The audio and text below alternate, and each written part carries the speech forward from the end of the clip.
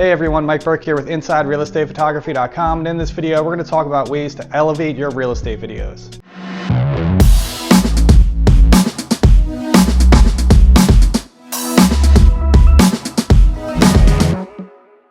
Alright, so I'm here at a real life shoot. It's a pretty nicely staged home. I'm filming this on my phone, by the way, because I don't have another camera with me. And I'm here on site and I had a little bit of time, so I wanted to make this video for you guys, bringing you a real life scenario here.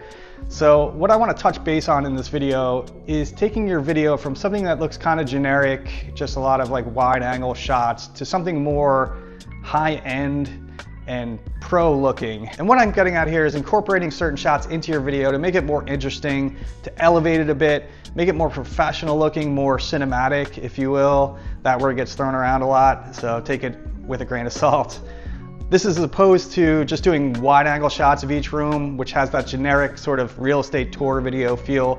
Those have their place in the market. I'm not knocking those, but if you're interested in making your videos more pro level, more high end, these are the type of shots that I incorporate into my videos to give it that feel. Before we continue on with this video, I just want to share a quick word about our sponsor, Pixelmob.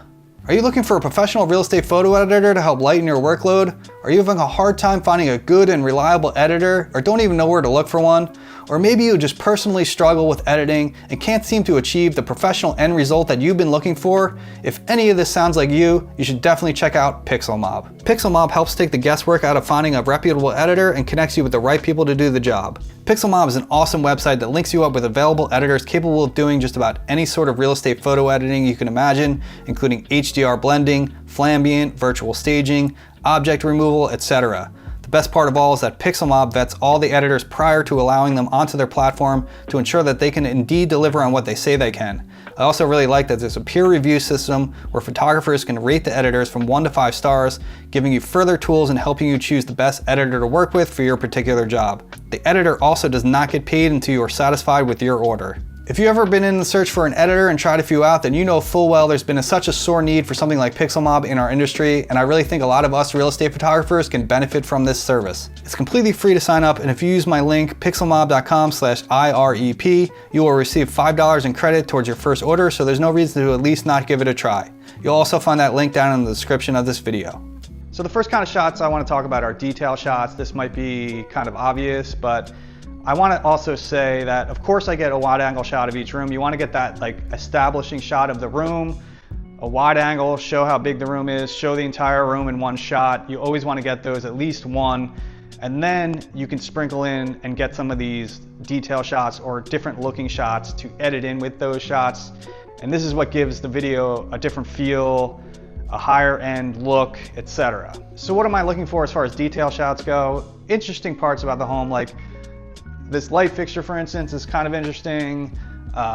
Whether you like it or not, it's your style or not, but it's part of the home, it's part of the feel of the home. You want to capture these details to give your video a feel and capture the feel of the home. So these details matter. You know, there's a fireplace over there. That would be something that I would, you know, do a detail shot of.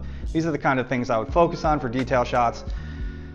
If you're shooting a home that's a piece of crap, of course you're not going to be zooming in, getting a detail shot of the stains on the wall or something like that. That might be a house you would just get wide angle shots of and do more of a generic video for. But for me, in my experience, I find that most of the times when people order a video, it's usually for a nicer home, a home that they want to showcase.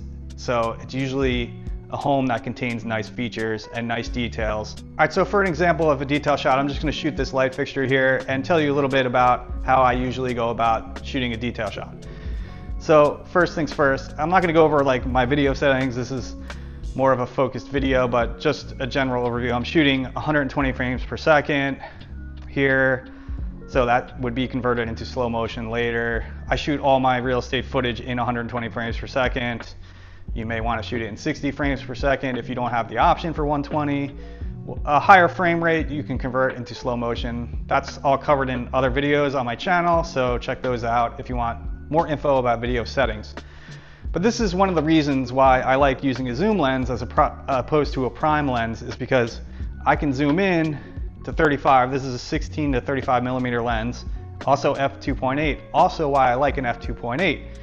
So what I'm going to do here I'm gonna stand back a little bit, you know, get my camera on the subject here, which is the light, just adjust my exposure.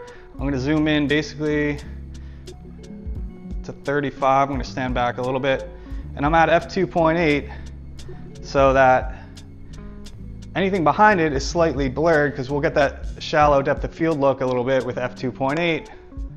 Not crazy amount here, I mean, but a little bit. So that also gives it that sort of cinematic feel, that depth of field, shallow depth of field look. So that's why I like having an f2.8 lens. I know they're more expensive. If you can't afford that, that's okay. You can still do this with an f4 or whatever. You might not just have as blurry of a background, but it still achieves a good effect and whatever. You should still do detail shots. But so I'm gonna zoom in basically to 35 here, and you're gonna have to sort of manually focus this. So I'm just gonna focus on the light fixture, and I'm gonna just sort of do a rotating shot here. So if I hit record, I'm just gonna walk around the light fixture slowly, and that's it. So by doing that, it sort of rotates around the light fixture. It gives it a cool sort of parallax effect too, with the background moving behind it, which is slightly blurred. All right, so that's an example of a detail shot. Again, important things to remember is shoot wide open, whatever that may be for your lens. For me, it's f2.8. Again, if you have an f4, shoot at f4 to get a more shallow depth of field. Also, zoom in to 35 or whatever you can zoom into on your lens. That will also enhance that shallow depth of field look. The more zoomed in you are, the more shallow the depth of field looks. Like for instance, if you were shooting with another lens, like say an 85 or something like that, the depth of field will look way more shallow. So the more telephoto your lens is, the shallower the depth of field look you can get with it. So that's just something to keep in mind. Also, the other thing to remember is just to get a smooth movement with your shot, whatever it may be. I was actually walking in that shot, but a lot of times when I do detail shots, I plant my feet and just move the camera however which way I need to. Sometimes like a slider shot, like just, you know, across, or sometimes, you know, I rotate it around an object. So anything like that, but just try to make sure it's smooth. When you're walking, there's more of a chance for, and you're zoomed in too. It makes your, you know, bounce a lot more prominent the more zoomed in you are, so you got to be very careful with that.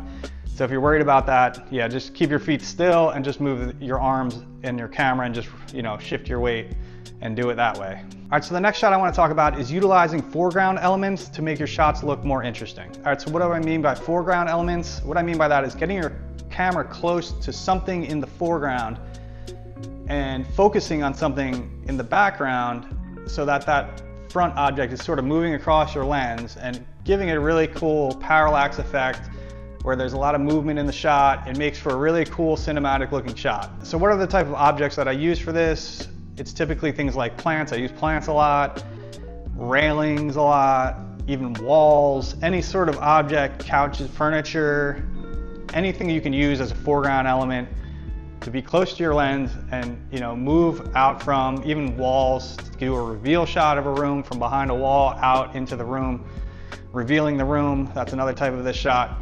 So these are the type of things that I use to create this effect. All right, so what I'm gonna do here and how I usually set the shot up, you wanna be pretty close to whatever you're using as a foreground element, such as this plant. I'm gonna be shooting the living room behind the camera over there where the fireplace is. And what I wanna do is, again, I want to zoom in. I'm going to zoom into 35 millimeter. I want my aperture at 2.8 again, shallow depth of field. So this foreground element, not the background this time, but the foreground element is super blurred out. So this plant is going to be really blurry pretty much, and I'm going to move past it, but I'm focused on the living room back there. So I'm going to get in sort of position here, find my focus on the room back there. And you could do it straight. I'm not even gonna move my feet for this shot, but you can do a sort of slider effect shot I'm gonna come from out from the plant and show the room and reveal the room. A lot of times I like to do a rotational shot, so it's just giving it even more movement. It looks cooler to me sometimes, but I do use both of these shots. So either kind of straight, just parallel movement, or a rotational shot. So I'm gonna do a rotational shot for this. Again, I'm gonna get real close to this plant and hit record and just sort of rotate around it, revealing the living room back there. I always do a few passes just to be sure I get it right. I always like to do at least two attempts at each shot, just to be sure when I get back to editing that, sometimes you mess up. So do it a few times, make sure you get it. All right, so the next kind of shot I want to talk about isn't necessarily like a type of movement or anything like that, but it's utilizing a unique perspective. And what I mean by that is just using your artistic inclinations, sensibility, whatever you want to call it, your artistic eye to find an interesting perspective. Like sometimes I like shooting from outside a room into it, just for like a sort of glimpse into the room. You're not capturing the whole room, you're just capturing like a sliver of the room, like through a doorway or something like that, just to give it a unique perspective. And sort of what I'm talking about, you can see behind me, is shooting from here like into the kitchen. You can see the stove back there, whatever, but it's just sort of a vignette of the kitchen. We're not capturing the whole room, but we're capturing a sliver of it, the stove, etc., just a little piece of that. And we have this light fixture here again that we can use as sort of like a foreground element too. So what I'm gonna do here, and sorry, I'm gonna have my back to you, but what I'm gonna do here is, I'm zoomed into 35 millimeter, and I'm at f2.8, which will blur this light fixture out a little bit. And I'm gonna do like a sort of crane shot, but like sort of reverse crane shot coming down. So I'm gonna hit record up here. So this light fixture is sort of blurry, but it's in the foreground and it gives a good movement of the shot. And I'm just gonna come down with my camera.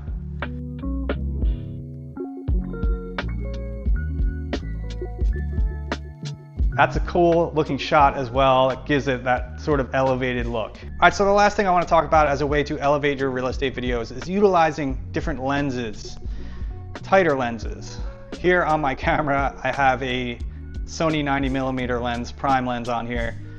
It's a Sony 90mm macro lens. I didn't buy it for this purpose. I had it for doing macro shots when I used to shoot weddings a lot more back in the day. I don't anymore. But I used it for like ring shots and things like that, macro ring shots, really cool. But this is a great lens. It's actually pretty lightweight. You have to rebalance your gimbal slightly. I mean, it took me 2 seconds. All I had to do was just rebalance the, sort of the axis, like tilts. So not a big deal. But, prime lenses are great for this. I like this focal range, like 90 is cool. This is, so like an 85 millimeter lens, that's a popular one. Anything like that, I think that's a good focal length. You can do tighter too. I mean, it's just harder to capture. Like I'm all the way across the room. This shot I'm gonna get is all the way over there in the dining room. So you really need to stand far back. That's why I'm wedged in this corner here. So when you do this kind of stuff, depending on what you're doing, you could be getting a tighter detail shot. These are great for detail shots as well. So a really tight detail shot. Also, like I touched on earlier, these tighter lenses have really exaggerate that shallow depth of field look. It gives it a much more blurry background. So, again, it's just elevating the look of your video, giving it that more cinematic feel here.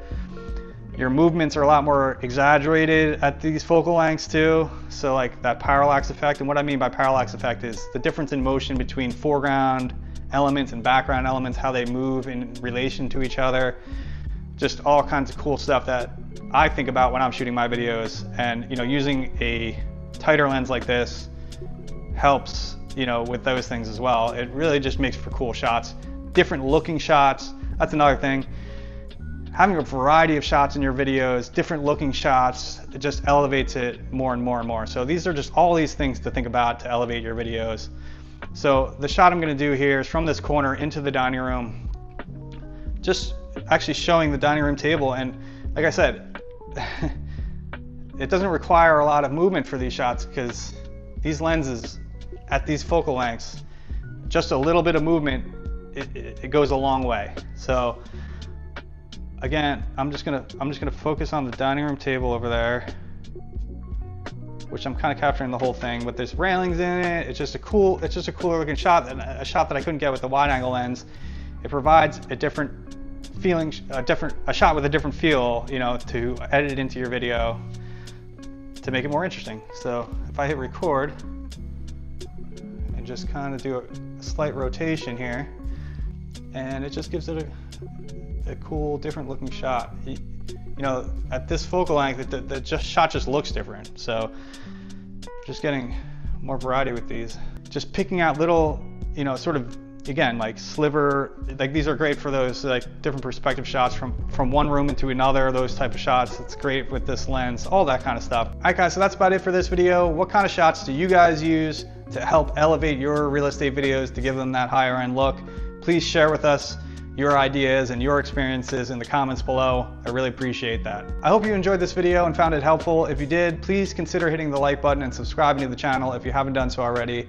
I really appreciate your support. Also, take a look down in the description below at the links down there. I got links to our sponsor Pixelmob if you're looking for a real estate photo editor or video editor. They're available there on Pixelmob, great resource. Also, I got links down there to gear recommendations such as what I use for video shooting and photo shooting, everything. Also down there, I have editing practice pack, sky replacement pack, great resources down there, so check that out. Thanks again so much for watching this video, and I'll see you again soon on the next one.